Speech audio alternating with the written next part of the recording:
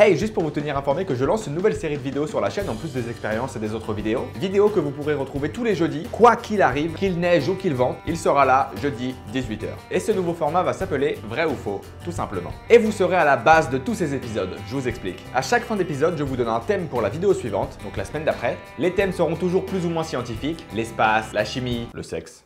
Et vous, dans les commentaires, vous me laissez des infos, des facts, des histoires complètement incroyables et vraies liées à ce thème, ou au contraire des infos complètement fausses, des intox, que vous avez inventées ou autres. Et moi, de mon côté, je sélectionne un bon paquet de vos commentaires. Ces commentaires apparaîtront dans la vidéo. Et je vous dis pour chacun si c'est vrai ou faux, avec une petite explication qui va bien, quoi. L'explication sera un peu plus longue pour les vrais, parce qu'il y a un petit peu de choses à expliquer quand même. Et voilà, mise en situation. Vrai ou faux? Bienvenue dans ce nouveau Vrai ou Faux. Le thème d'aujourd'hui était les lézards. Lézards, l'animal. C'est parti, premier commentaire. Les lézards, c'est comme les ninjas, ils peuvent marcher sur l'eau. Oh, incroyable. Mais c'est la vérité. Certains lézards peuvent marcher sur l'eau, comme le prouve cette vidéo.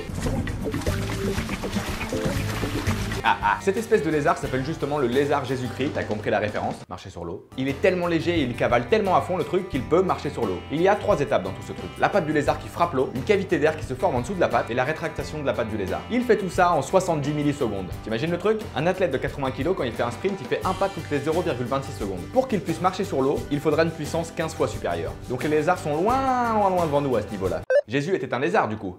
Non, c'est totalement faux, oubliez ça. Jésus était un ninja? Les membres des lézards ont la capacité de repousser. En repoussant, ils sont plus résistants. Si on brise un lézard 1000 fois, on obtient un lézard incassable. Oh! Non, t'as craqué, mec. T'as craqué. Craqué.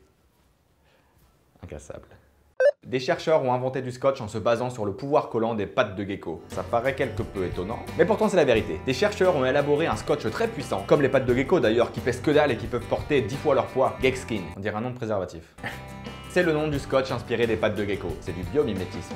Bref, tu vois l'idée du concept, pas vrai? Soyez inventifs dans les commentaires pour les fausses infos et étonnez-moi pour les vraies infos. Et ensuite, de mon côté, je fais ma sélection des commentaires et c'est parti. J'annoncerai toujours le thème du prochain épisode en fin de vidéo. Et le thème pour le premier vrai ou faux est les dauphins. Oh, vous avez de quoi faire, je pense, c'est sûr même. Trouvez-moi des vraies infos incroyables là-dessus. Étonnez-moi pour les fausses infos et on se retrouve jeudi prochain à 18h pour le premier vrai ou faux. La science n'attend pas.